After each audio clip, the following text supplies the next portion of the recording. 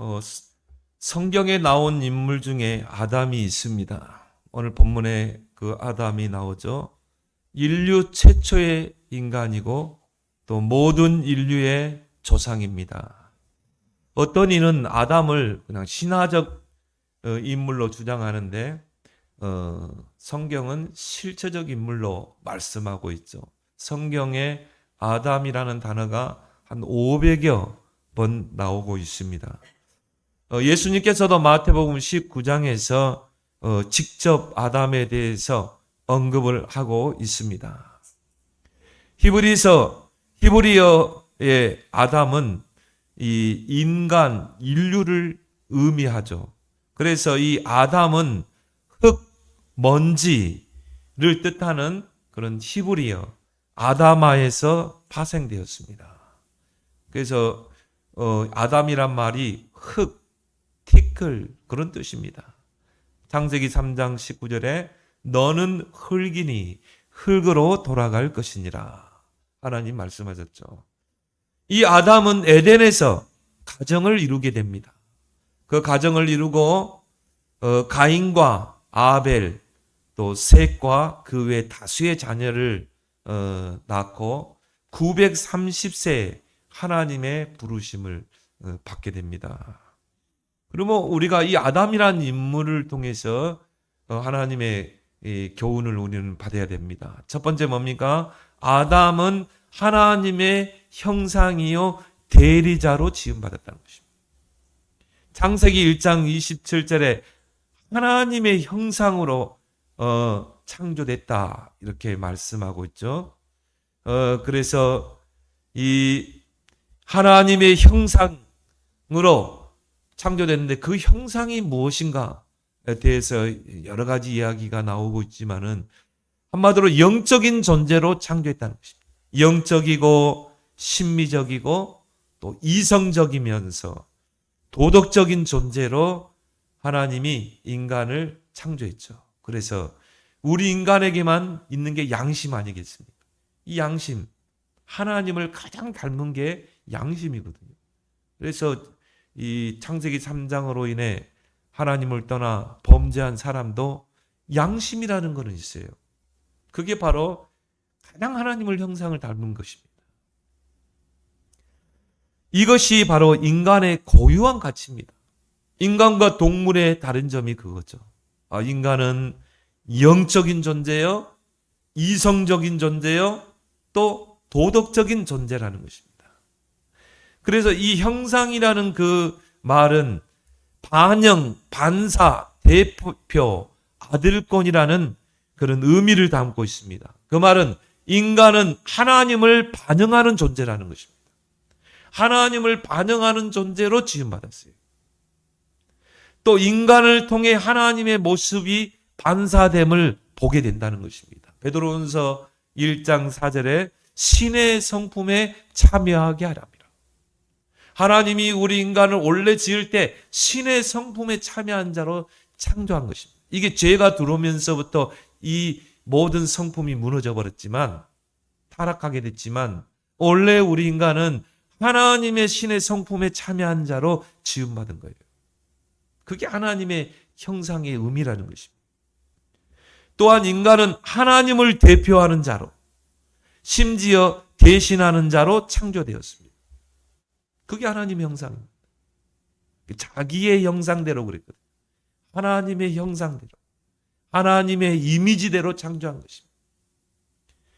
그래서 하나님을 가장 닮은 존재가 인간입니다. 그래서 더 나아가서 신의 아들권을 가진 자로, 즉 왕족이라는 의미를 갖고 있는 것입니다. 그래서 우리가 베드로전서 2장 9절에 보면 왕 같은 제사장 그랬잖아요. 그리스도께서 이걸 회복한 거죠. 왕 같은 제사장.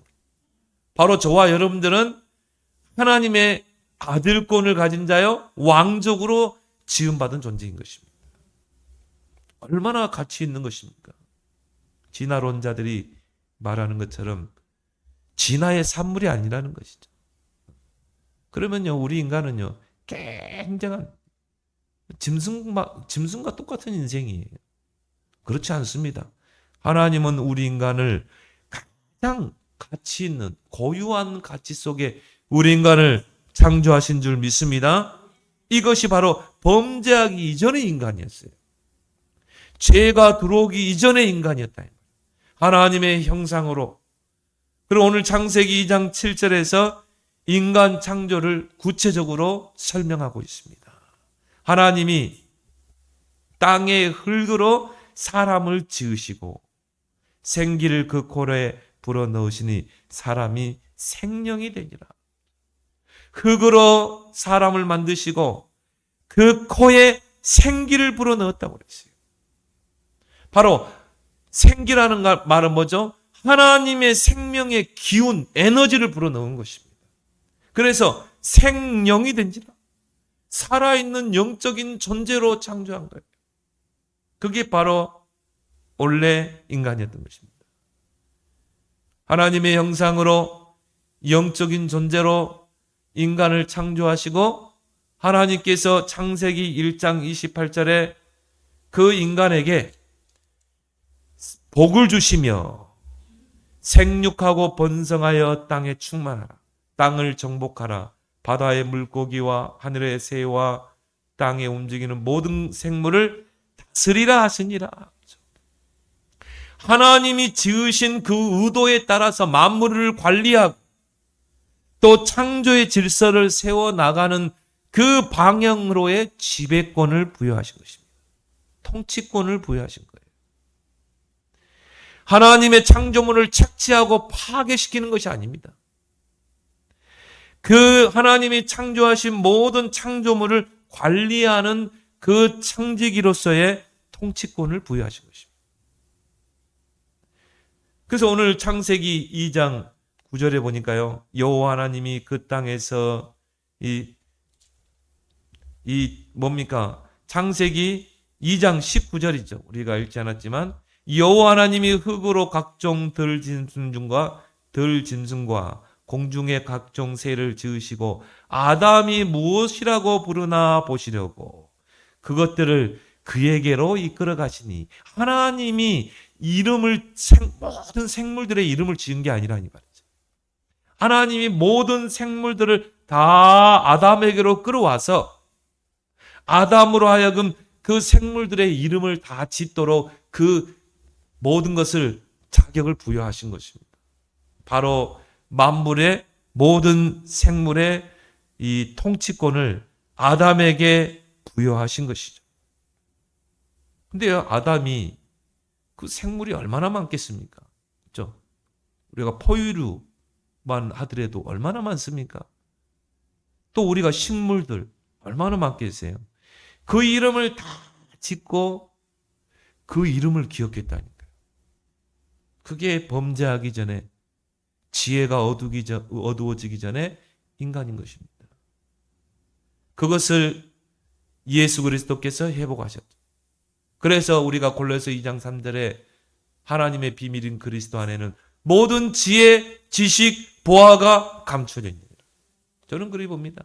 우리 아이들이요 하나님을 경외하고 예수 그리스도를 풍성히 알면 하나님이 창조 때 주신 그 아담에게 주신 지혜를 우리 자녀들에게 회복하실 줄 믿습니다. 그래서 하나님이 이 천지 만물을 통치하는 또 관리하는 그런 청지기로 또 만물의 영장으로 인간을 창조하신 거예요. 그래서 불신자들도 그래요. 인간은 사람은 만물의 영장이다.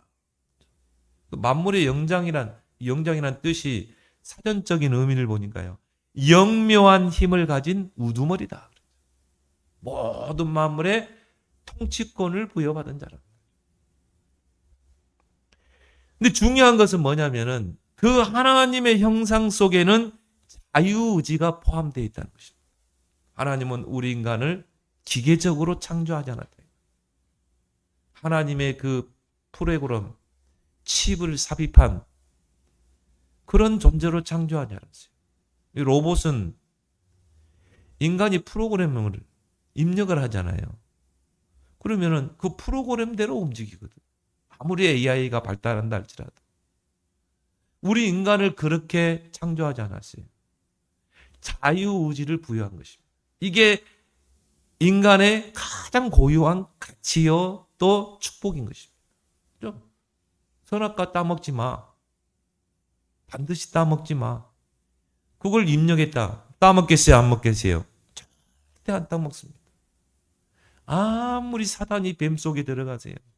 아무리 미혹을 해도 안 따먹게 돼 있어요.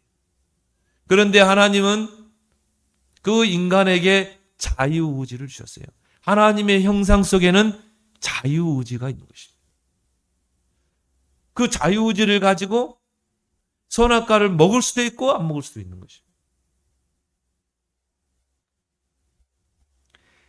그 자유의지를 가지고 인간이 선택권을 하나님이 인간에게 부여하신 것입니다. 바로 자유의지를 가진 인격체로 창조하신 것이죠. 근데 그 자유의지를 가지고 선악과를 따먹은 것이죠. 그래서 하나님은 완전하신 분은 하나님밖에 없잖아요. 이 땅의 모든 존재는 불완전해요. 피조물이기 때문에. 인간도 마찬가지입니다.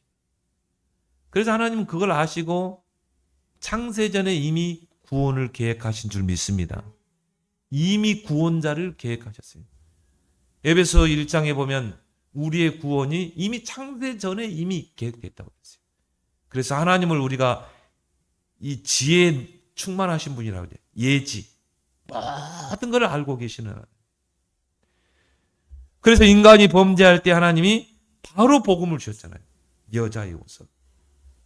이런 자유의지를 가진 인격체로 창조하셨습니다.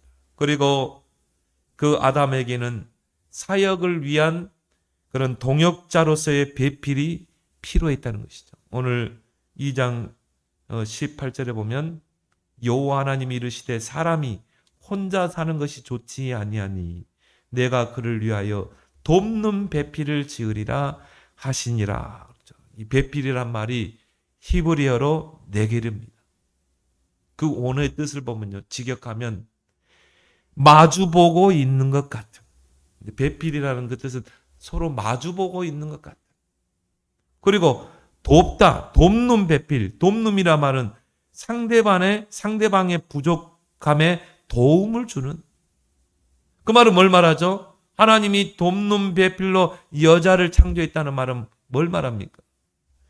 서로가 마주보면서 부족한 것이 없나? 도울 것이 없나? 살피는 것이 바로 부부의 관계인 줄 믿습니다. 부부는 서로 마주보면서 내가 이 남편을 부족한 게 없나? 이 남편을 내가 어떻게 도와야 되는가? 아내도 마찬가지죠. 남편도요, 아내를 보면서 내가 이 아내의 부족한 부분이 뭔가? 내가 이 아내에 도와줘야 될 부분이 뭔가? 그래서 오늘 뭐라고 그랬어요?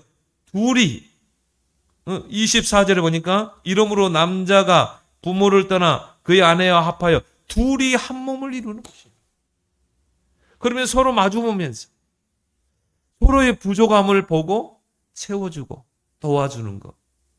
그게 돕는 배필인 줄 믿습니다. 이런 존재로 하나님이 인간을 창조했다. 남자와 여자를 창조하시고 그리고 가정을 이루게 하신 것입니다. 그래서 가정을 이루신 분은, 가정 제도를 만드신 분은 하나님이십니다.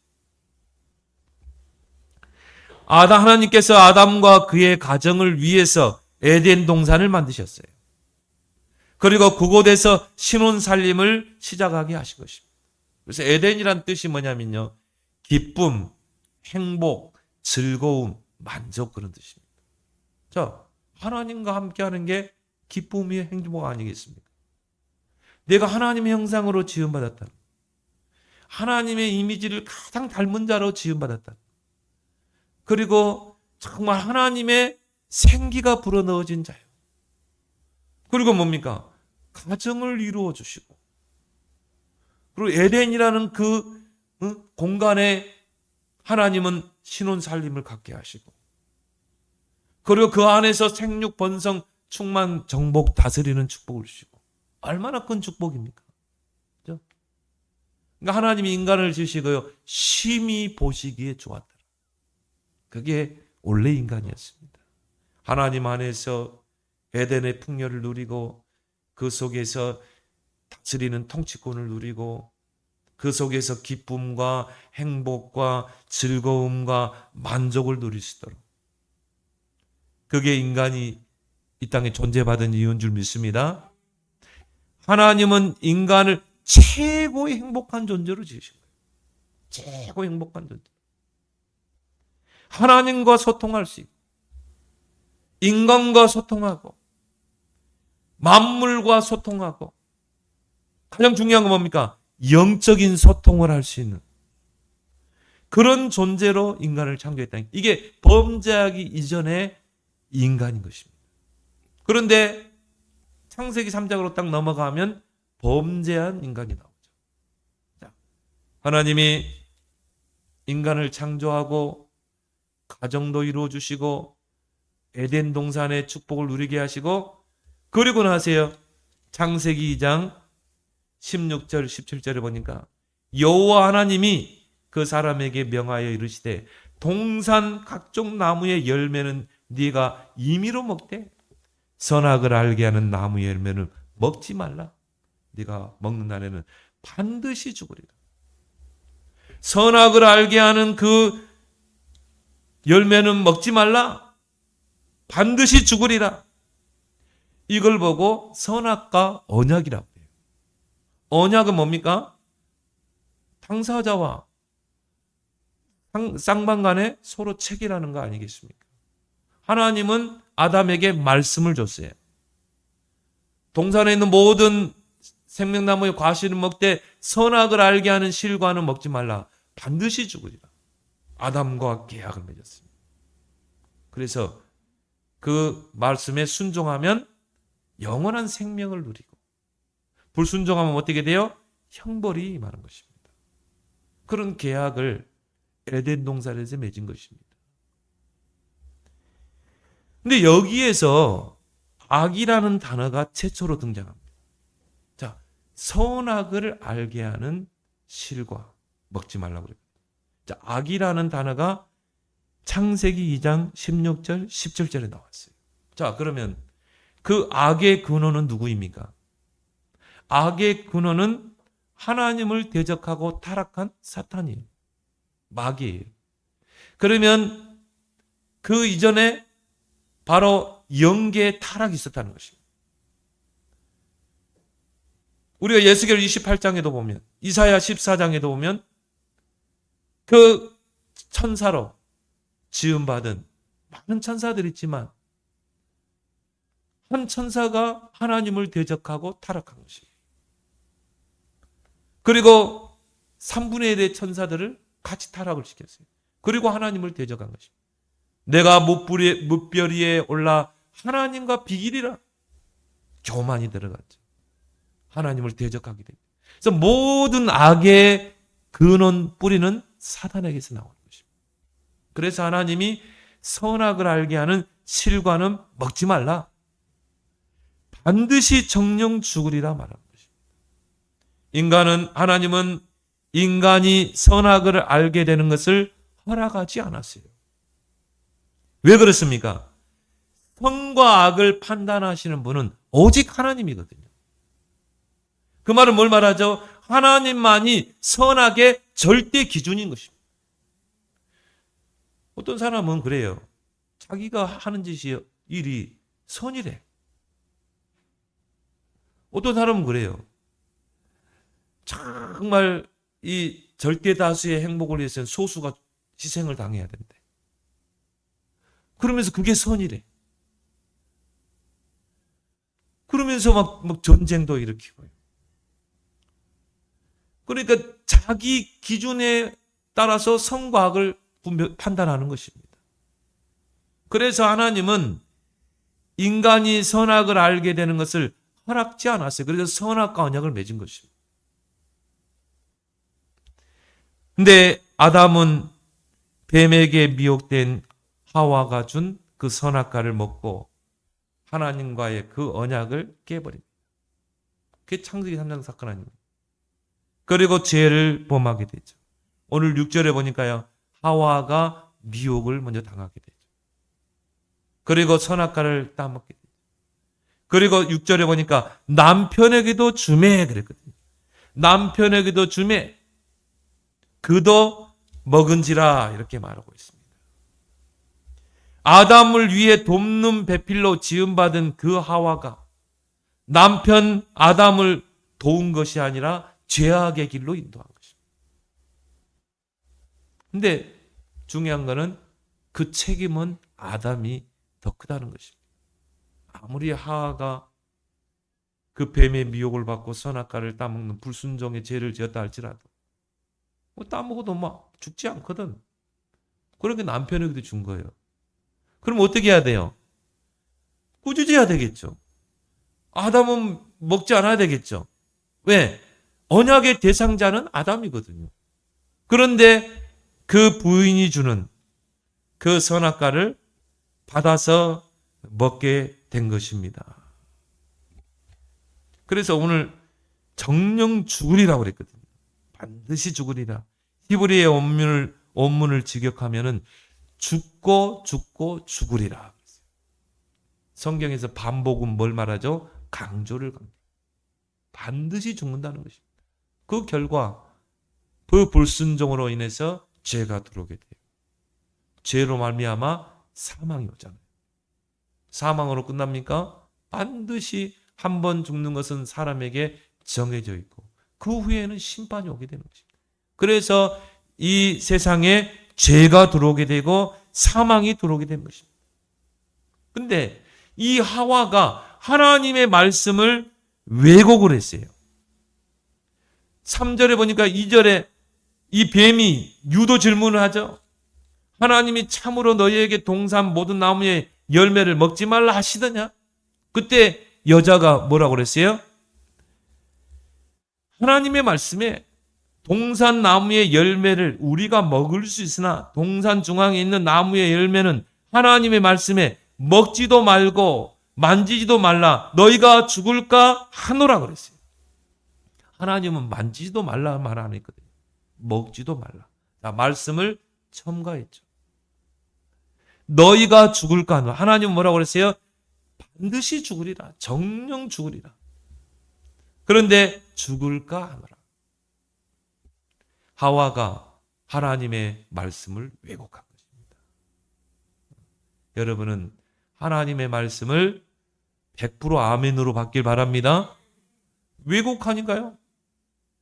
이 뱀이 하와가 언약을 확실하게 붙잡지 않았다는 것을 이제 확신하게 되죠. 그래서요. 미혹의 말을 던지잖아요. 그러니까 이미 여러분이 말씀을 놓쳤다. 사단의 탁시 됩니다. 강단의 말씀을 놓치면 사단의 탁시 돼요. 그래서 어떻게 합니까?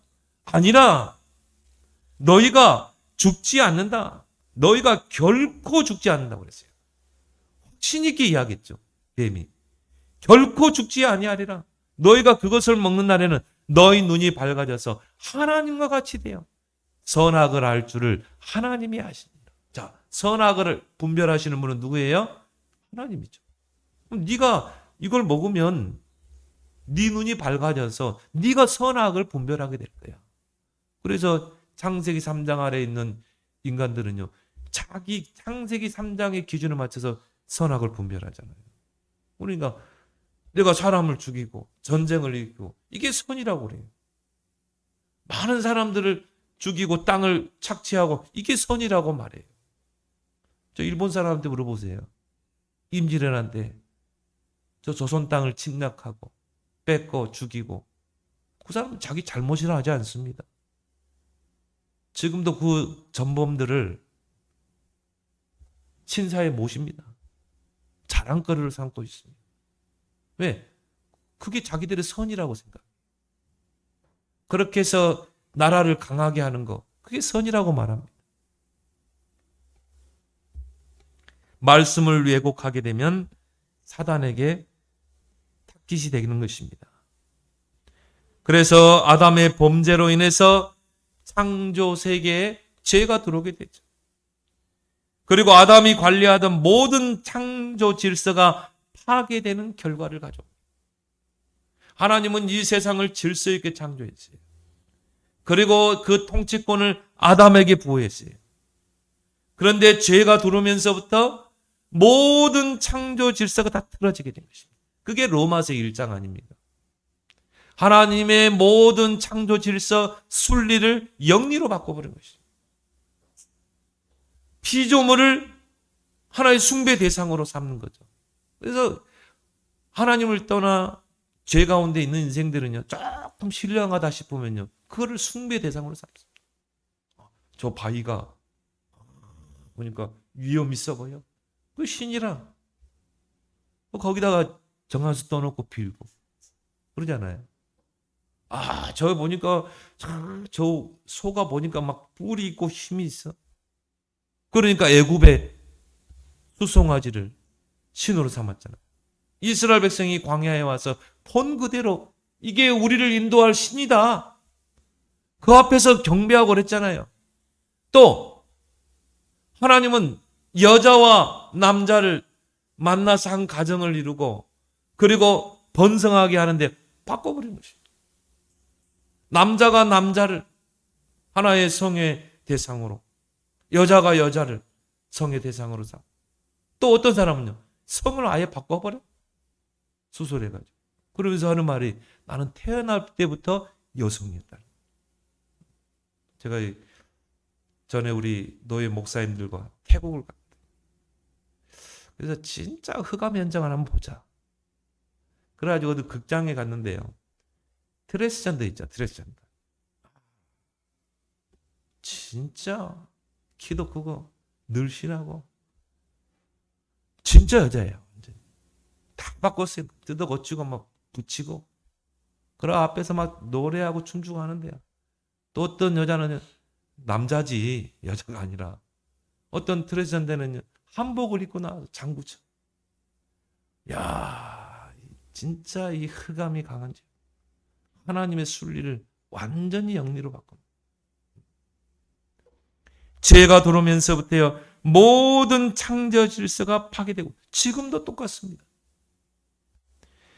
그 만물을 다스리는 그 통치권을 사단에게 뺏겨버린 것입니다. 그래서 뭡니까? 세상 임금, 세상 신으로 군림하잖아요. 로마서 5장에 보면 죄가 왕노를 하게 되고 이 세상은 사망이 왕노를 하게 되는 것입니다. 그래서 바울은 로마서 5장에서 그 아담의 대표성을 언급하고 있죠. 한 사람으로 말미암아, 한 사람을 말미암아 이 땅에 죄가 들어오게 되고 죄로 말미암아 사망이 만나니 모든 사람이 죄를 범하였음에 모든 사람에게 사망이 왔다. 한 사람의 그 범죄로 모든 사람이 죄 가운데 하나님을 떠나 죄 가운데 임하게 됐다. 아담의 그 대표성이죠. 그 원죄의 결과로 인간은 하나님보다 인간 자신에게 초점을 두게 되고 이기적이 되는 것입니다. 그게 바로 창세기 3장의 성향이죠.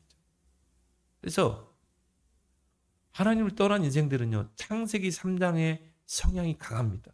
하나님보다 나를 사랑하는, 나를 사랑하는. 그 창세기 3장의 성향을 가지고 선과 악을 자의적으로 판단하는 것입니다. 그게 창세기 4장 아닙니까? 그래서 자의적으로 자기가 가인은 하나님 앞에 제사를 드렸거든요. 피 제사가 없는 곡식으로, 그것도 정성스럽게 드렸어요. 그게 하나님이 받으시는 예배라고 생각했어요. 아벨은 어린 양을 희생시켜서 그 피를 가지고 하나님 앞에 제사를 드렸습니다. 어떻게 보면 정성스럽게 드린 이 제물이 바로 가인의 제물이거든요. 하나님이 그걸 받지 않았어요. 누구의 제사를 받았습니까? 피의 제사, 아벨의 제사를 받은 것입니다. 그러니까 어떻게 돼요? 창세기 3장의 성향을 가지고 어떻게 했습니까? 돌을 들어서 아벨을 쳐서 죽이잖아요. 창세기 6장 보세요. 하나님의 아들들이 세상의 딸들의 아름다움을 보고 창세기 3장의 성향을 가지고 판단하는 것입니다. 그렇게 해서 다 시집가고 장가가고 완전히 하나님을 배격해버려요. 그렇게 해서 세상이 완전히 불신자 세상, 네피림 세상, 사단이 지배하는 세상을 만들어버린 거예요. 하나님이 홍수로 심판하기로 결정할 만큼. 창세기 11장에 니므롯이 일어나서 세력을 키웁니다. 강한 나라를 만듭니다. 주변 나라를 전쟁으로 복속시킵니다. 그러면서 한 짓이 뭐예요? 바벨탑이에요. 우리가 성과 대를 쌓아서 하나님과 비기자. 한마디로 뭡니까? 인간 중심의 세상을 만들자. 유토피아를 만들자. 그렇게 해서 바벨탑을 쌓잖아요. 창세기 3장의 그 성향을 가지고 하나님을 대적한 것입니다. 그런데요, 창세기 3장 9절에 보면 그 범죄한, 언약을 깨고 범죄한 아담에게 하나님께서 찾아오시죠. 자, 9절에 보니까 여호와 하나님이 아담을 부르시며 그에게 이르시되 네가 어디 있느냐. 아담과 하는 이 선악과를 따먹으면 자신들이 하나님처럼 될 줄 알았어요. 세상 종교는 그러잖아요. 네가 부처야. 네가 하나님이야. 부처라는 말은 뭡니까? 깨달은 자. 세상의 이치를 깨달은 자. 네가 하나님이라는 거예요. 네가 부처야 그 말은 네가 하나님이야. 네가 하나님처럼 판단하고 네가 하나님처럼 행동하는 거예요. 아담과 하는 선악과를 따먹으면 눈이 밝아서 하나님처럼 될 줄 알았어요. 선과 악을 분별할 줄 알았어요. 근데 어떻게 됐어요? 선악과를 따먹는 결과 벌거벗음을 보게 되고 그 자신의 수치를 무화과 나무 잎으로 가렸죠. 그리고 동산나무에 그 나무 사이에 숨은 것입니다. 인간은 죄를 범하면 숨게 돼 있어요. 그런 하나님을 배신하고 언약을 깨버린, 무참하게 깨버린 그 아담과 하나님의 낯을 피해서 숨어 들어간 그 아담에게 하나님이 찾아오신 것입니다. 여호와 하나님이 아담을 부르시며 그에게 이르시되 아담아 아담아 부르셨죠. 네가 어디 있느냐? 이게 복음인 줄 믿습니다. 범죄한 인간에게. 종교와 범죄는, 종교와 복음은 섞일 수가 없어요. 종교는 뭡니까? 사람이 하나님을 찾아가는 것입니다. 복음은 뭐예요? 하나님이 찾아오신 것입니다. 하나님이 죄인들을 구원하기 위해서 이 땅에 찾아오신 거예요. 자, 하나님께서 범죄한 아담에게 찾아오십니다. 아담아 아담아 네가 어디 있느냐? 아담의 잘못에 대해서 책망하셨다기보다는 아담의 지위와 위치를 확인시킨 것입니다. 네가 어디 있느냐 이 말은 뭐죠? 너의 위치가 어디 있느냐? 너의 그 신분이 뭐냐? 너의 지위가 뭐냐? 이걸 확인시키는 것입니다. 너는 하나님의 형상으로 지음받은 자야. 하나님과 가장 닮은 자로 지음받은 자야. 너는 만물의 영장으로 통치권을 부여받은 자야. 너는 나에게 아들과 같은 존재야. 너는 신과 같은 존재야. 근데 네가 지금 어느 위치에 있냐? 위치를 확인하십니다. 지위를 확인시킵니다. 이게 복음인 줄 믿습니다. 그리고 하나님께서요, 창세기 3장 15절에 복음을 주십니다. 내가 너로 여자와 온수가 되게 하고 내 우선도 내 여자의 우선과 온수가 되게 하리니 여자의 우선은 내 머리를 상하게 할 것이요 너는 그의 발꿈치를 상하게 할 것인가. 이걸 보고 우리가 원시 복음이라고 그러죠. 최초로 하나님이 주신 복음이다. 하나님은 아담을 자유의지를 줬습니다. 자유의지를 줬다는 말은 또 다른 측면으로 하나님에 의해 창조된 인간은 연약한 존재라. 언제든지 범죄할 수 있어요. 언약을 놓치면 언제든지 범죄할 수 있는, 범죄할 가능성이 있는 존재입니다. 근데 역시나 뱀의 껌을 맞고 선악과를 따먹는 불순종의 죄를 범하게 되죠. 하나님은 예지, 모든 것을 아시는 분입니다. 그래서 하나님은 아담을 꾸짖고 책망하기보다는 바로 복음을 주셨어요. 여기서 우리는 많은 것을 좀 생각해 봐야 돼. 내 주위에 좀 잘못한 사람, 내 주위에 좀 죄를 범하는 사람, 우리는 막 책망하고 그러잖아요. 정죄하고 그러잖아요. 여러분이 복음으로 살리는 자 되길 바랍니다. 여자의 후손을 보내서 사탄의 권세를 깨뜨릴 것이다. 그런데 그 뱀은 여자의 후손의 발꿈치를 상할 것이다. 뭘 상기시킵니까? 십자가. 그 여자의 후손은 이 땅에 오셔서 십자가에 못 박혀 희생당하고 피를 흘리고 죽지만 그 십자가는 뭐예요? 사탄의 머리를 깨버리는 것입니다. 뱀의 머리라는 말은 뭘 말하죠? 권세를 깨버리는 것입니다. 사탄의 권세를 깨뜨리고 승리하게 될 것입니다. 그리고 구원을 이루어내겠다는 것입니다. 바로 장차 여자의 후손을 통해 궁극적으로 성취될 하나님의 구원을 알리신 것입니다. 이건 선포입니다. 근데 여기 보면요, 뱀에게 선포했어요. 그 뱀 속에 들어간 사탄에게 선포했어요. 사단에게는요, 사형 선고와 같습니다. 이미 사형 선고를 심판을 내린 거예요. 아담에게는 뭡니까? 소망이 생깁니다. 구원의 소망. 그러면서 창세기 3장 21절에서 구체적인 구원의 역사를 알리죠. 창세기 3장 21절을 보니까요, 여호와 하나님이 아담과 그의 아내를 위하여 가죽옷을 지어 입히시니라. 자, 가죽옷을 지어 입히려면 어떻게 해야 됩니까? 어린 양이 희생을 당해야 돼요. 어린 양이 죽어야 돼요. 피를 흘려야 돼요.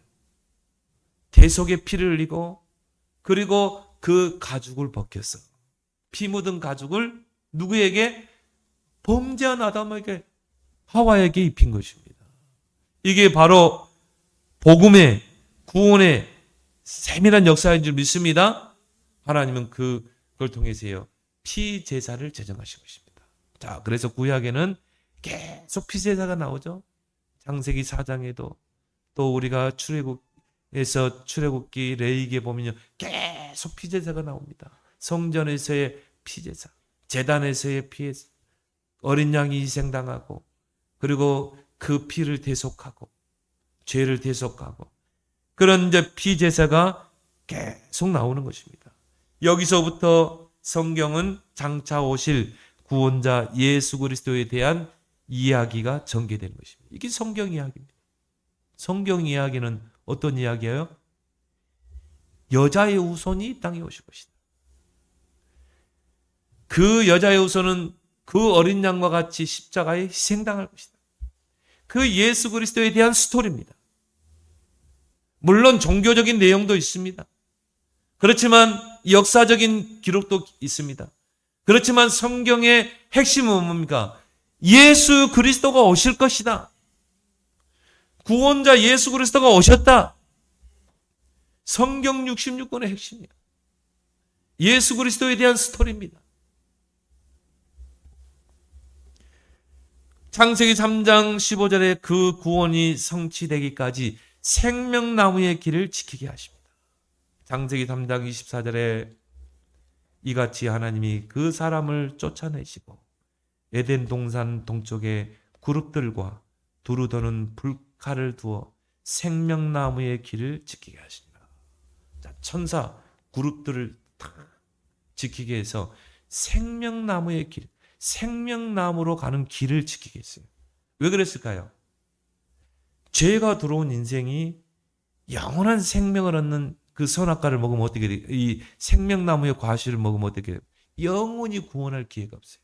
그래서 하나님이 그 에덴을 그룹들을 통해서 지키게 하신 것입니다.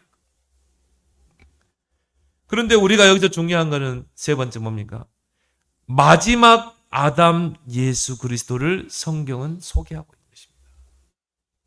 바울은 로마서 5장 14절에서 아담을 장차 오실 자의 모형으로 강조하고 있습니다. 그래서 아담은 오실 자의 모형이니라. 창세기 3장 15절에 그 여자의 후손, 그 구원자 예수 그리스도의 모형이라고 말하고 있어요. 이건 또 무슨 말입니까? 그러면서 고린도전서 15장에서 첫 아담과 두 번째 아담, 마지막 아담을 대조하며 설명하고 있습니다. 고린도전서 15장 22절에 아담 안에서 모든 사람이 죽은 것 같이 그리스도 안에서 모든 사람이 삶을 얻으리라. 자, 아담 안에 있는 모든 인류는 원죄 아래에 있어요. 자력 구원이 절대 불가능해요. 그러나 그리스도 안에서 우리는 참된 구원을 얻는 것입니다.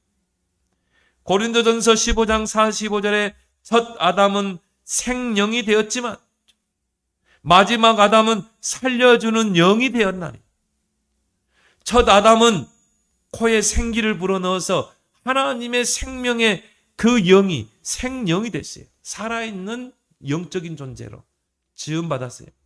그러나 마지막 아담은 살려주는 영이 되었나니 예수님께서 십자가에서 구원을 이루시고 보혜사 성령을 우리에게 보내신 것입니다.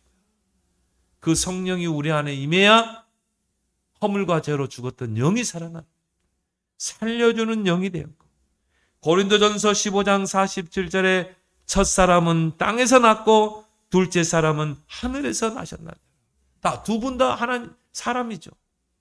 아담은 하나님에 의해서 지음받은 땅에서 지음받은 그래서 흙으로 지음받았기 때문에 땅에서 났어요. 그러나 둘째 사람 예수 그리스도 그 말은 뭘 말하죠? 하나님이 인간을 몸을 입고 오신 사람 그 둘째 사람은 어디에서 났어요? 땅에서 난 게 아니라는 거예요. 하늘에서 나셨느니라. 바로 성육신을 이야기하죠. 그래서 바울은 그 아담과 또 아담의 그 모든 후손 인류를 말하죠. 거기는 공자사카 소크라테스 다 포함되는 것입니다. 그리고 예수 그리스도를 대조해서 설명합니다. 그 말은 뭘 말하죠? 아담의 후손은 절대 구원자가 될 수 없는 것입니다.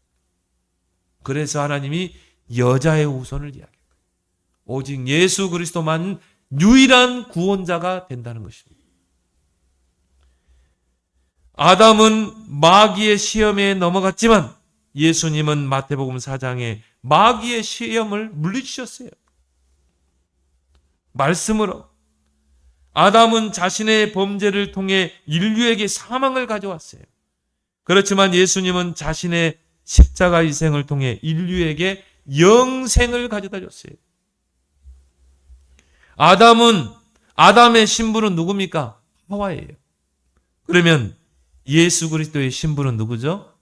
성경에서는 교회, 구원받은 성도. 바로 예수 그리스도의 신부로 소개하고 있습니다. 고린도후서 11장 2절에 내가 정결한 처녀로 한 남편인 그리스도께 드리려고 너희를 중매함이로다.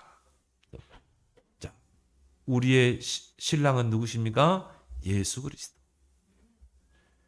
나는 그리스도의 신부. 그걸 뭘 말하죠? 계약 관계 속에 있다. 언약 관계 속에 있는 거예요. 예수 그리스도와 나와의 관계는 언약 관계 속에 있는 것입니다. 그래서 여러분을 보고 언약 백성이라 말하는 거죠. 또 예수 그리스도의 신부는 교회라는 것입니다. 그래서 흠이 없는 신부로 하나님이 교회를 이 땅에 세운 줄 믿습니다. 결론적으로 아담과 그의 후손인 인류는 구원의 대상입니다. 두 번째 아담은 유일한 구원자예요. 그래서 우리가 그 아담의 범죄로 말미암아 이 땅에 죄가 들어오게 되고 사망이 왔지만 마지막 아담 구원자 되신 예수 그리스도를 통해 우리는 영원한 구원을 얻었고 이제 우리는 예수 그리스도의 증인으로 우리는 이 땅을 살아야 될 줄 믿습니다. 그래서 오늘 그 인류의 시조 아담을 통해서 하나님께서 우리에게 주신 말씀을 언약으로 붙잡고 한 주간 승리하기를 예수 그리스도는 축원합니다. 하나님 아버지, 오늘 인류의 조상이요 또 최초 인류인 그 아담에 대해서 우리가 상고하고 교훈을 얻게 하신 하나님, 아담은 하나님의 형상이요 대리자로 또 통치권을 부여받은 자로 이 땅에 지음을 받고 또 가정을 이루었지만 그 뱀의 미혹을 받아 범죄함으로 그 이 땅에 죄와 사망을 가져온 자지만 하나님께서 창세기 3장 15절에 그 구원을 약속하시고 두 번째 아담, 그 마지막 아담 예수 그리스도께서 십자가를 통해 완전한 구원을 이루시고 이제 우리를 거룩한 신부로 부르심을 감사드립니다.